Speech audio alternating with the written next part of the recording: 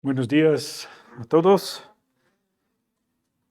Gracias por estar aquí con nosotros presenciales, por todos los que están en YouTube y Facebook. Y vamos a poner tiempo en las manos de Dios. Y gracias por su palabra. Y uno de los personajes más reconocidos en la historia de Francia fue Napoleón Bonaparte, en los años 1800.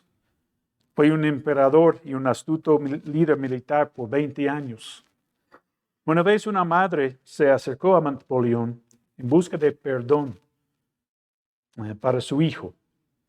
El emperador respondió que el joven había cometido un cierto delito en 2 ocasiones y la justicia exigía la muerte. Y la mamá explicó: pero yo no pido justicia, suplico misericordia. Pero su hijo no merece misericordia, respondió Napoleón. Señor, gritó la mujer, no sería misericordia si lo mereciera. Misericordia es todo lo que pido. Bueno, entonces tendré misericordia. Y perdonó el hijo de la mujer. En nuestro pasaje hoy vamos a estudiar 2 temas. Primero, la misericordia, pero no la de un emperador, sino la de Dios. Y luego, una doxología. ¿Y qué es esto? Pues vamos a ver. Entonces, en Romanos 9, 10 y 11, hasta 11, 12, Pablo está dirigiéndose a los judíos. Explica en el capítulo 9 que Dios rechazó a su pueblo porque no le siguieron y adoraron ídolos y falsos dioses, pero nunca los desechó completamente. Dice que Dios es justo en escoger a algunos judíos para tener un remanente, un porcentaje pequeño de judíos que le seguían fielmente.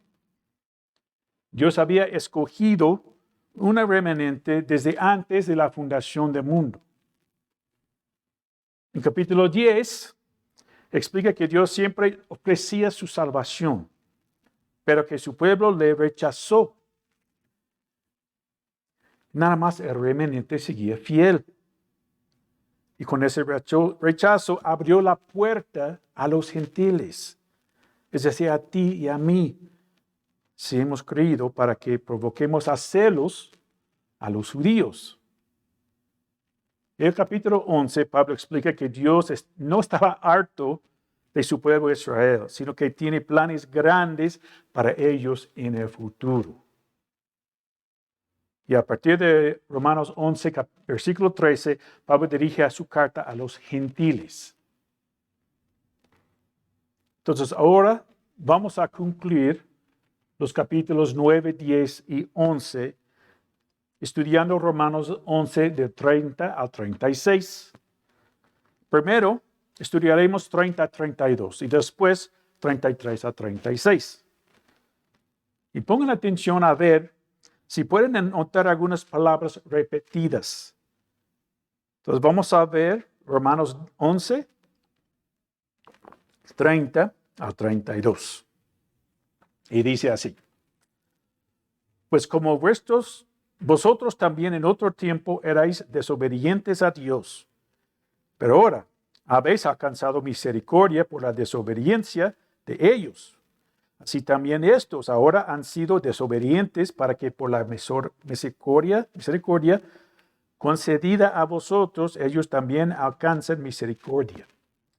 Porque Dios sujetó a todos en desobediencia para tener misericordia de todos. Vamos a orar. Señor, te damos gracias por ese día. Gracias, Señor, por ese pasaje que vamos a terminar, capítulo 11 de Romanos. Y, Señor, pedimos que tú abres nuestro entendimiento, nuestros corazones, para que podamos escuchar de ti hoy. Y gracias, Señor, por lo que tú me enseñaste para que pueda compartir con la congregación. Te damos gracias, Señor, en el nombre del Señor Jesús. Amén. Entonces, ¿notaron algunas palabras repetidas? ¿Cuáles? Desobediencia o desobedientes 4 veces y misericordia 4 veces. Ok, muy bien. Entonces, primero vamos a ver la misericordia a los gentiles. Okay. Y otra vez, no sé por qué, pero vamos a pasar mayor de tiempo en ese primer versículo, el versículo 30. Y como dije, Pablo está concluyendo esta primera parte, esa sección de Romanos 9, 10 y 11. ¿Y se acuerdan a quiénes está hablando en esos versículos? ¿Judíos o gentiles? Gentiles, ¿no? El versículo dice, versículo 13, porque a vosotros hablo, gentiles. ¿Y qué dice? Versículo 30, pues como vosotros, los gentiles creyentes, tú y yo, si has puesto tu fe en Jesucristo, también en otro tiempo erais desobedientes a Dios. Entonces, vamos a pasar este tiempo para entender lo que es desobediente y la misericordia. Y después seguimos con los versículos. Entonces, desobedientes. Describe literalmente a alguien que se niega a ser persuadido y que no cree voluntariamente y perversamente.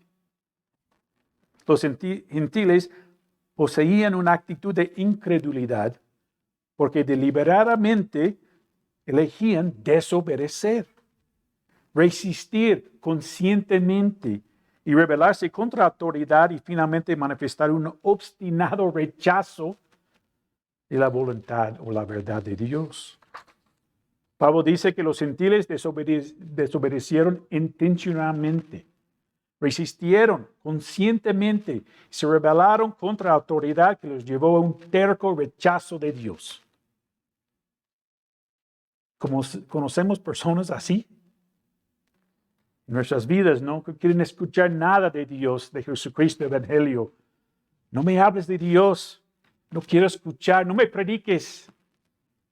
A personas así refiero esta palabra desobedientes. Ahora, ¿a qué se refiere en otro tiempo? La exposición de Gill de toda la Biblia es algo completo de esto.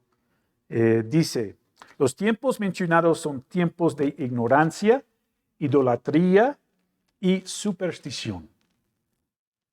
Cuando Dios permitió que los gentiles durante muchos años, cientos de años, caminaran en sus propios caminos, mientras que los judíos eran su pueblo escogido, fueron elegidos por Él entre todos los pueblos, separados de ellos y distinguidos por su bondad. Tenía su palabra y oráculos, sus juicios, sus estatutos para dirigirlos, los judíos, y muchas otras bendiciones valiosas. Los tiempos antes de la venida de Mesías se refiere aquí, cuando estas personas estaban sentadas o en tinieblas, en la región de sombra de muerte. Hasta que Cristo, que vino a iluminar a los gentiles, envió su evangelio entre ellos y fue logrado con gran éxito. En esos tiempos estaban en un estado de desobediencia o incredulidad. Entonces los gentiles como comunidad, como grupo, estaban en desobediencia permanente. Sin embargo, vimos hace 2 meses que Dios extendió su salvación a algunos pocos gentiles durante esa época y leemos ellos en el Antiguo Testamento. Agar, la sierva egipcia de Sarai, esposa de Abraham, Dios hizo una gran nación de su hijo Ismael, como vimos en Génesis 16 y 21. También Rahab de Jericó fue una ramera extranjera, pero temía a Dios. Ella dijo a los espías que Josué mandó en Josué 2:11, Jehová vuestro Dios es Dios arriba de los cielos y abajo en la tierra. Le salvaron la vida de Rahab y ella vivió entre el pueblo judío. Ruth fue una moabita viuda. Se casó con Boaz y fue incluida en la genealogía de Cristo. Y Naamán, general del ejército del rey de Siria, del leproso, y fue curado por la palabra de Elías. Y dijo en 2 de Reyes 5:15, y aquí ahora conozco que no hay Dios en toda la tierra sino en Israel. Entonces, hay muy pocos gentiles eran salvos en el Antiguo Testamento, pero no fue hasta Hechos 10 que vemos el inicio de la inclusión de los gentiles en la iglesia. Estamos estudiando este capítulo en estudio de varones. Cornelio, un gentil, tuvo una visión de parte de Dios y le indicó que mandara a traer a apóstol Pedro. Mandó los dos criados y un devoto soldado para traerlo. Pedro llegó con ellos y dice en Hechos 10:24, el otro día entraron en Cesarea y Cornelio le estaba esperando, habiendo convocado a sus parientes y amigos más íntimos. Cornelio juntó a varias personas para que escucharan lo que Pedro les iba a decir. Pedro les predicó el evangelio. Y de repente el Espíritu Santo cayó sobre Cornelio y los reunidos con él en su casa. Empezaron a hablar en lenguas, como pasó con los judíos en Hechos 2, en el día de Pentecostés, cuando Dios empezó su iglesia. El versículo 45 de Hechos 10 explica la reacción de los que acompañaron a Pedro. Y dice, a los fieles de la circuncisión, los judíos, que habían venido con Pedro, en Hechos 11:12, dice que fueron 6 personas. Se quedaron atónitos de que también sobre los gentiles se derramase el don del Espíritu Santo. Esos fueron los primeros gentiles que creyeron en Jesús y que formaron parte de la iglesia. Los judíos no pudieron creer que Dios hizo los gentiles lo mismo que había hecho con los 120 judíos reunidos en el aposento alto el día de Pentecostés. Acaba de pasar con los no judíos. Pero así Dios empezó a trabajar en los corazones de los gentiles. Hoy hay pocos judíos en la iglesia. La mayoría tienen sus corazones duros y no creen en Jesús. Los gentiles son muchísimos más en la iglesia de que los judíos. ¿Y por qué? ¿Por ser buenas personas? ¿Por merecerlo? Pues vamos a ver la segunda parte del versículo 30. Romanos 11. Pero ahora habéis, otra vez los gentiles, alcanzado que misericordia por la desobediencia de ellos, los judíos. ¿Qué es la misericordia? Significa mostrar bondad o preocupación por alguien que tiene una gran necesidad, o ayudar a los desdichados para aliviar a los miserables. ¿Quiénes son los desdichados, los miserables en este contexto? Los gentiles, ¿no? Antes de ser incluidos en la iglesia, necesitaban que alguien les mostrara bondad y preocupación, porque antes de ser parte de la iglesia, los gentiles como grupo, no individuos, eran rebeldes y tercos en cuanto a creer en Dios como el único y verdadero Dios. Pero Dios tuvo misericordia de ellos. Mostró su bondad y su preocupación por ellos y abrió la puerta para que creyeran en Jesús y formaran parte de la iglesia. Entonces ahora tú y yo como gentiles tenemos esa gran bendición de ser hijos de Dios por creer en Jesús, que empezó con Cornelio en Hechos 10. Ahora, ¿cómo es que alcanzamos la misericordia de Dios? Dice, por ahora habéis alcanzado misericordia por la desobediencia de ellos. ¿Quiénes son ellos? Los judíos. Los judíos se negaron a ser persuadidos del mensaje de Jesús. Fueron tercos y no quisieron creer que es Él como Salvador de su propio pecado. Porque estaban esperando un Mesías que iba a ser un Salvador que los librara de la opresión de los romanos. Entonces lo rechazaron. Así que rechazaron a su Hijo. Dios mostró su misericordia a nosotros, los gentiles. Éramos desdichados, miserables, en nuestros pecados, pero por la misericordia de Dios ya podemos ser sus hijos. Amén. Pero ¿de qué sirve que entendemos estos de su desobediencia que nos permite alcanzar misericordia? Si no somos hijos de Dios, si solo nos parecen buenas ideas, tal vez interesantes. Tal vez estás viendo esta transmisión y estás aquí presente, pero nunca has puesto tu fe en Jesucristo como tu Salvador personal. La primera cosa que debes reconocer es que eres pecador o pecadora.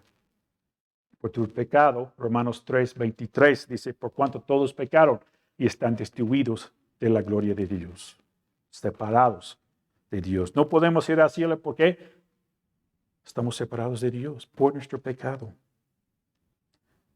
También tienes que reconocer que las cosas buenas que puedes hacer no te salvan.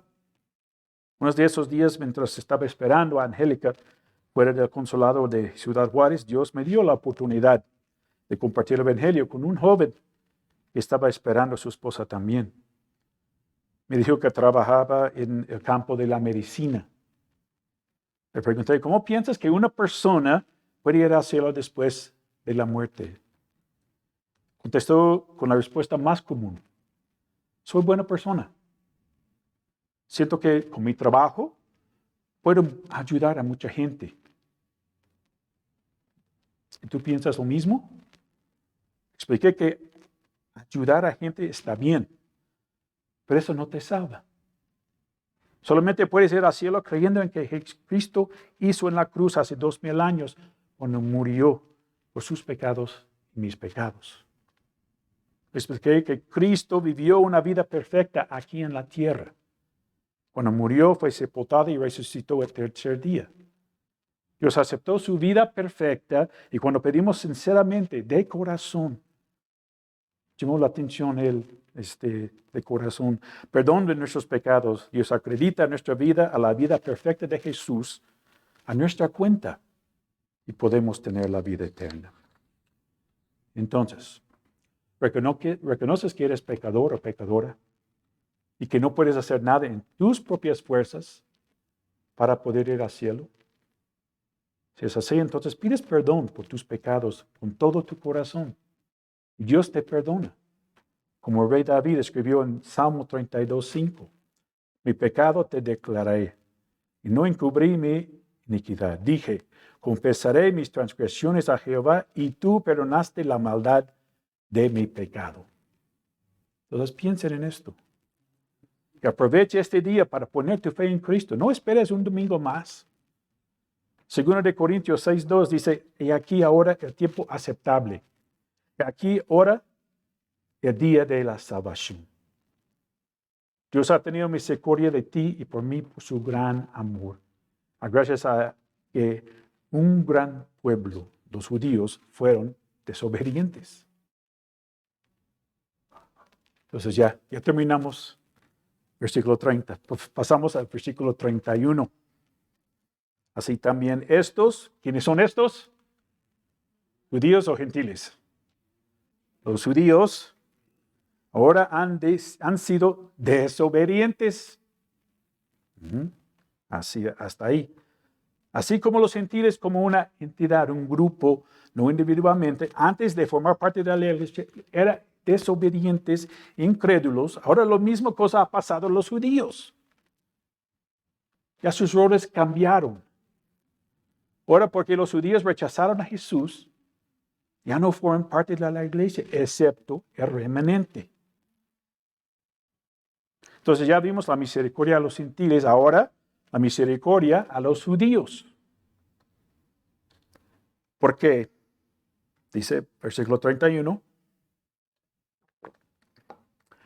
¿Para qué? Por la misericordia concedido a vosotros, ¿quiénes son vosotros? Los gentiles. Ellos, los judíos, también alcanzan misericordia. ¿De qué está hablando aquí? Pues ya en 3 ocasiones Pablo menciona algo y les voy a leer. Vamos a ver Romanos 10, 19. También digo, ¿no ha conocido esto Israel? Primeramente Moisés dice, yo os provocaré a celos con un pueblo que no es pueblo, con pueblo insensato. Os provocaré. Romanos 11, 11. Digo pues, han tropezado los de Israel para que cayesen en ninguna manera, pero por la transgresión vino la salvación a los gentiles para provocarles a celos. Y por fin Romanos 11, 14. Por si en alguna manera puede provocar a celos a los de mi sangre y hacer salvos a algunos de ellos. Entonces, ¿vieron lo que clave ahí? Provocaré a celos. En versículo 19. En versículo 11, 11. Provocarles a celos. Y 11, 14. Provocar a celos.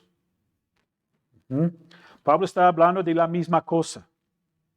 Que por la misericordia de Dios, que Dios ha mostrado a los gentiles, cuando los judíos rechazaron a Jesús. Ahora, por eso los judíos pueden alcanzar misericordia y ser salvos. Porque están provocados a celos, a ver los gentiles con las bendiciones que antes pertenecían a ellos únicamente, exclusivamente. Algunos sí han sido provocados a celos y han puesto su fe en Jesús. Porque Dios los había escogido como un remanente antes de la fundación del mundo. Entonces, seguimos con el versículo 32. ¿Por qué Dios sujetó a todos en desobediencia para tener misericordia de todos? La palabra sujetó significa encerrarse por todos lados. Déjeme explicar aquí el sentido. Lucas 5, Jesús entró en la barca de Simón Pedro y enseñó una multitud grande. Después de terminar de hablar, instruyó a Pedro a echar sus redes en las aguas más profundas. Pero Pedro le contestó en Lucas 5:5. Respondiendo Simón, le dijo, Maestro, toda la noche hemos estado trabajando y nada hemos pescado, mas en tu palabra echaré la red. Cuando echó su red, el siguiente versículo dice, Lucas 5:6. Y habiéndolo hecho, aquí está la misma palabra, encerraron gran cantidad de peces y su red se rompía. Entonces, cuando dice que Dios sujetó a todos en desobediencia, significa que todos, judíos y gentiles, estamos encerrados en la red de Dios que demanda una vida perfecta, que nunca lo vamos a lograr aquí en la tierra. ¿Qué dice Romanos 3, 9, 10? ¿Que pues somos nosotros mejores que ellos? En ninguna manera, pues ya hemos acusado a judíos y a gentiles que todos están bajo pecado. Como está escrito, no hay justo ni a uno. Entonces los judíos y los gentiles estamos bajo la misma condenación. Por nuestro pecado estamos encerrados en la red de Dios y todos merecemos un castigo eterno en el infierno. Pero aquí viene lo más bonito. Terminamos el versículo 32. Porque Dios sujetó a todos en desobediencia para tener misericordia de ¿quiénes? De todos. De todos. John MacArthur dice de este versículo, si no hubiera desobediencia, no habría necesidad de la misericordia de Dios. No podría haber expresión o manifestación de la misericordia de Dios. Para revelarse a sí mismo como misericordioso, permitió el pecado. Él ha encerrado a todos, al mundo entero, judíos y gentiles, en desobediencia e incredulidad, para poder mostrar misericordia a todos. Que se arrepientan de su pecado y se vuelvan a Él en busca de salvación por gracia. La misericordia de Dios significa que Dios no nos da lo que merecemos. No nos da lo que merecemos.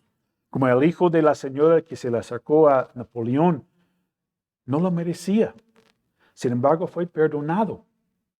Aunque en ese caso no se cumplió la justicia porque nadie recibió el castigo por el delito que este hombre cometió.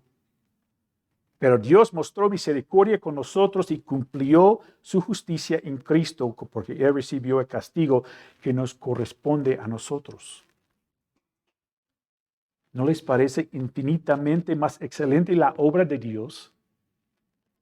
Merecemos ir al infierno por nuestro pecado, pero por su misericordia, Dios hizo posible la manera que podamos evitar el infierno. Cuando mandó a su Hijo Jesucristo a morir en la cruz en nuestro lugar. No hay nada que tú y yo podemos hacer para evitar el infierno, porque todos heredamos el pecado de Adán y estamos en camino al infierno. Pero gloria a Él. Dios mostró su bondad hacia nosotros, preocupó por nosotros cuando vio que estábamos en esta condición miserable. Y extendió su misericordia para que pudiéramos tener la vida eterna.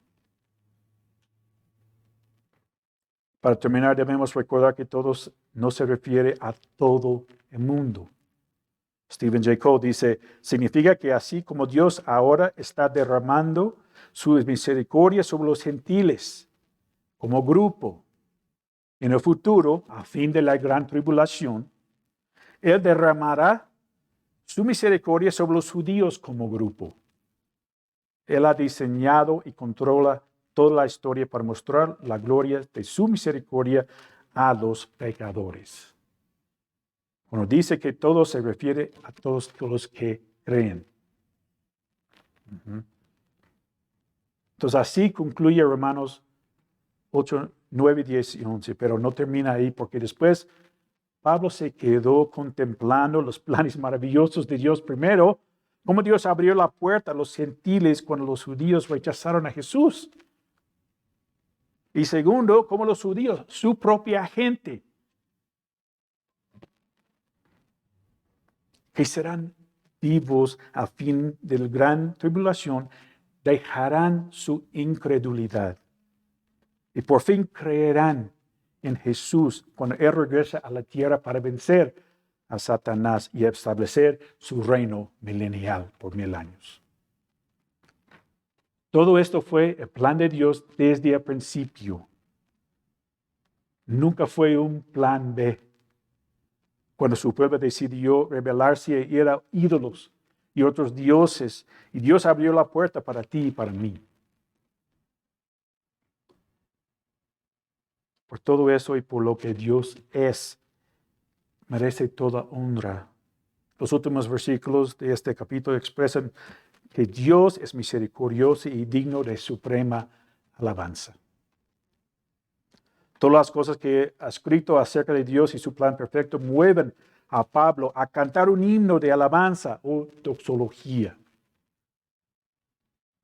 Entonces vamos a leer Romanos 11, 33 al 36. Oh profundidad de las riquezas de la sabiduría, de la ciencia de Dios. Cuán insondables son sus juicios, inescrutables sus caminos. Porque ¿quién entendió la mente del Señor? ¿O quién fue su consejero? ¿O quién le dio a Él primero para que le fuese recompensado? Porque de Él y para Él, por Él y para Él son todas las cosas. A Él sea la gloria por los siglos. Amén. En esta doxología, Pablo expresa primero que Dios es profundo y incomprensible en pensamientos y acción. Todas esas cosas que Pablo menciona aquí son más allá de nuestro entendimiento. Muchos coinciden y hablan de las mismas cosas. Pablo empieza su doxología con las palabras "oh profundidad". Y habla de cosas tan profundos, tan incomprensibles, cosas que no podemos entender porque están más allá de nuestra comprensión. Así es con el resto de esta alabanza. Habla de la profundidad de las riquezas de Dios. Obviamente no está hablando de riquezas materiales, sino riquezas espirituales. Hay un montón de riquezas espirituales mencionadas en la Biblia. Vamos a ver dos: gracia y misericordia. Efesios 1:7 dice: en quien tenemos redención por su sangre, la sangre de Jesús, el perdón de pecados según las riquezas de su gracia. Por las riquezas de su gracia tenemos el perdón de pecados, algo que no merecíamos. Esa es la gracia. Efesios 2:4-5 habla de las riquezas de su misericordia. Dice: pero Dios, que es rico en misericordia, por su gran amor que nos amó, aun estando nosotros muertos en pecados, nos dio vida juntamente con Cristo. Por gracia sois salvos. Aunque éramos pecadores y éramos enemigos de Dios, merecíamos ir al infierno. Pero Dios, rico en misericordia, nos amó y nos dio la vida eterna. Nos dio lo que merecíamos. No nos dio lo que merecíamos: el infierno. Esa es la misericordia. Entonces vimos las riquezas de la gracia, riquezas de la misericordia de Dios. Seguimos: oh profundidad de las riquezas de la sabiduría y de la ciencia de Dios. Primero veremos las riquezas de la ciencia o conocimiento. Se refiere a que Dios sabe todo. ¿Hay una duda? No hay nada que Dios no sabe. La sabiduría habla de la capacidad de juzgar correctamente y seguir el mejor curso de acción, basada en el conocimiento y la comprensión. Dios sabe perfectamente seguir el mejor curso de acción en cada situación que pasa en esta tierra y en nuestras vidas. Todo sale perfecto según su plan. No comete errores. Todo sale como Él quiere. Gotquestions.com da algunos ejemplos de la diferencia entre conocimiento y sabiduría. Dice: el conocimiento comprende que el semáforo se ha vuelto rojo. La sabiduría aplica los frenos. El conocimiento ve las arenas movedizas. La sabiduría lo rodea. El conocimiento memoriza los 10 mandamientos. La sabiduría los obedece. Y el conocimiento aprende de Dios. La sabiduría lo ama.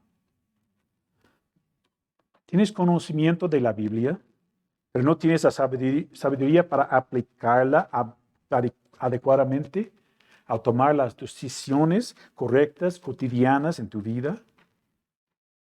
Santiago 1:5 dice: y si alguno de vosotros tiene falta de sabiduría, pídala a Dios, el cual da a todos abundantemente y sin reproche, y le será dada.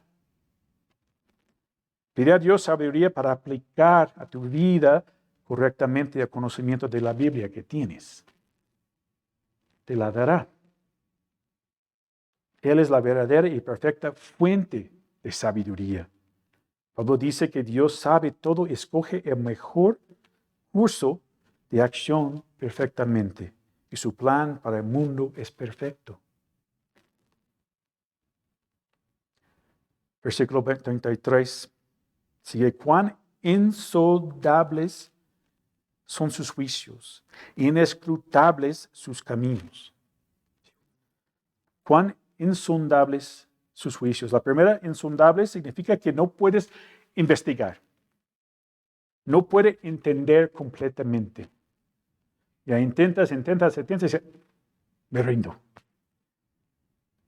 Sus juicios tienen la idea de juicios en una corte. Culpable, no culpable. Cuánto tiempo para estar en prisión por el crimen cometido, etc. No puedes entender los juicios, las decisiones que Dios hace. Podemos tratar y investigar y ver en la palabra y todo, pero no vamos a entenderlos. Podemos tratar de comprender por qué tantas personas en México, en todo el mundo, han muerto de coronavirus y siguen muriendo. ¿Por qué tantas personas murieron en el terremoto de Haití? Gerardo está orando por esas cosas. ¿Por qué tantas personas perdieron casas, negocios por las inundaciones aquí en los Estados Unidos? ¿Por qué los 4 huérfanos, la familia de Pérez ahí? Afganistán, todo lo que está pasando, la persecución de los creyentes ahí en Afganistán. Pero sabemos y no podemos entender que no hay errores y todo va según su plan de Dios. Que Él tenía desde antes de la fundación de este mundo. Podemos entender, saber las respuestas, pero no podemos. Nada más sabemos que los juicios de Dios son perfectos. Y dice, inescrutables sus caminos. La palabra inescrutable significa que no puedes rastrear. Imposible de entender como la mente humana. Isaías 55, 8 y 9 lo explica perfectamente. Porque mis pensamientos no son vuestros pensamientos, ni vuestros caminos mis caminos, dice Jehová. Como son más altos los cielos que la tierra, así son mis caminos más altos que vuestros caminos, y mis pensamientos más que vuestros pensamientos. ¿Algo más que podemos decir de este versículo?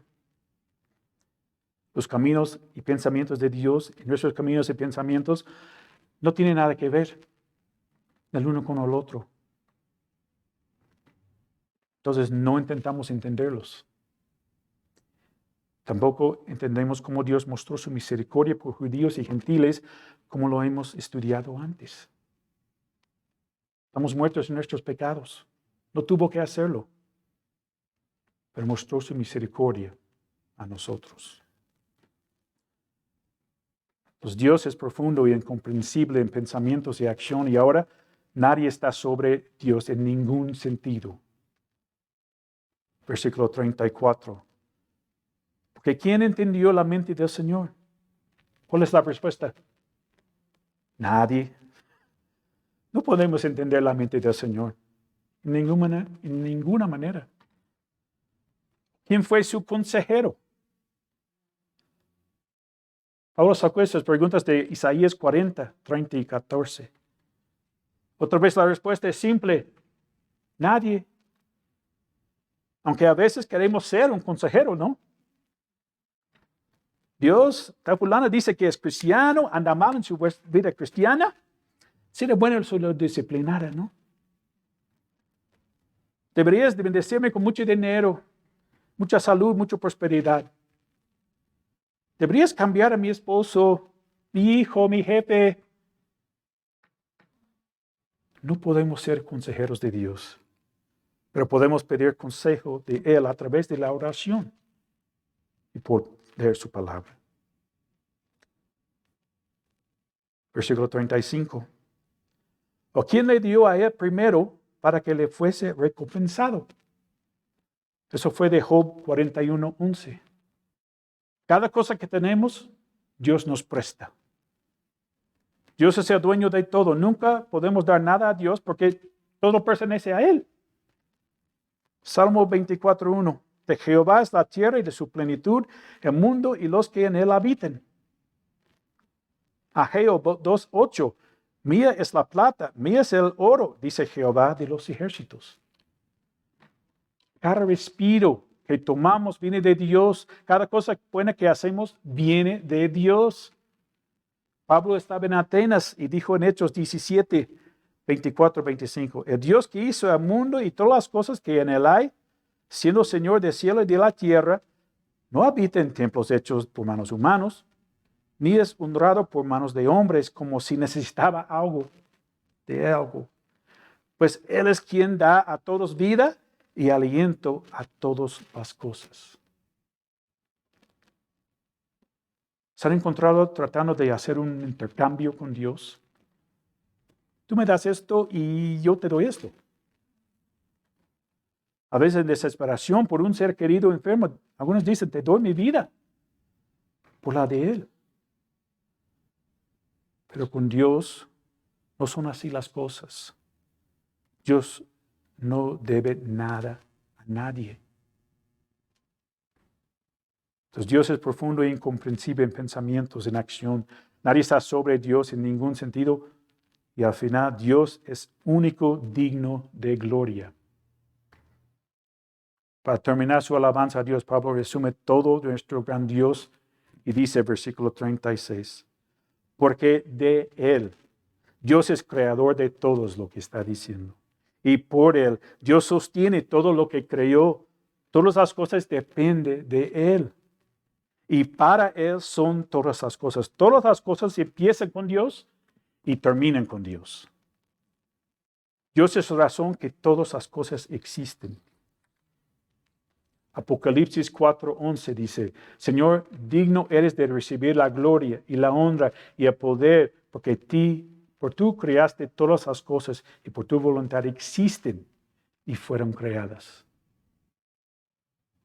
La última frase dice, a Él sea la gloria por los siglos. Amén. No importa lo que está pasando en este mundo, en mi vida o tu vida, Dios recibe la gloria por la eternidad. Judas, terminar su carta de un capítulo, el último versículo 25, el único y sabio Dios, nuestro Salvador, sea gloria y majestad, imperio y potencia, ahora y por todos los siglos. Amén. Qué manera para terminar estos 3 capítulos. No hay nada más que decir porque resume todo acerca de nuestro Dios. Él está más allá de nuestros caminos y nuestros pensamientos. Él sabe todo y no comete errores. Él es el dueño de todo y todo lo que tenemos viene de Él. Debemos dar la gloria que Él merece por toda nuestra vida. Y solo un corazón que ha sido redimido por Jesús puede explotar en adoración continua.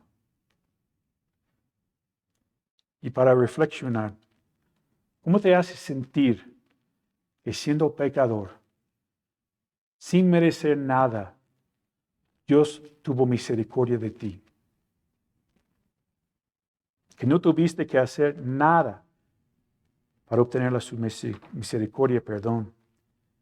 Todo lo hizo nuestro Señor Jesucristo. ¿No te mueve a adorarle, a agradecerle, a hacer las cosas que agraden a Él? No merecíamos ser salvos, pero lo hizo por su misericordia. También cuando hay problemas, dificultades en nuestras vidas, esos últimos versículos nos ayudan a reconocer que Dios es Dios y nosotros no. Punto. Él tiene control de todo y nuestras mentes finitas no pueden entender sus caminos. Es seguro que pruebas y dificultades no son agradables, pero en esos tiempos tenemos que recordar lo que dice Romanos 8:28. Y sabemos que a los que aman a Dios, todas las cosas les ayudan a bien. Esto es, a los que conforme a su propósito son llamados. Y no oramos y lo adoramos ahorita. Vamos a orar. Señor, damos gracias por la salvación que nos has dado. Merecíamos ir al infierno, Señor, pero por tu misericordia no nos mandaste al infierno, sino nos salvaste. Gracias, Señor, por tener el control de todas las cosas, Señor. Que Todo pertenece a ti. Que tú debes ser alabado, Señor. Tú recibes la gloria por todo lo que pasa, todo lo que vemos alrededor de nosotros que no entendemos, Señor. ¿Por qué tanto dolor? ¿Por qué cáncer? ¿Por qué persecución? ¿Por qué coronavirus? Esas cosas, Señor, tú tenías en tu plan desde la fundación del mundo. Y, Señor, gracias. Ayúdanos a ser agradecidos a ti por salvarnos, Señor. Debemos hacer las cosas que agradan a ti, Señor. Y si alguien está viendo, nunca has puesto tu fe en Jesucristo, puedes hacerlo. Mas abres tu corazón, pides perdón por tus pecados, como hemos explicado. Ya te salva. Si quieres tomar esa decisión, puedes escribirnos. Puedes hacerlo ahorita, orar en donde estás. Ya te perdona de tus pecados. Señor, gracias por tu palabra. Pedimos que tú nos ayudes a ser agradecidos a ti, Señor, por todo lo que has hecho en nuestras vidas. En el nombre del Señor Jesús. Amén. Muchas gracias a todos. Dios los bendiga.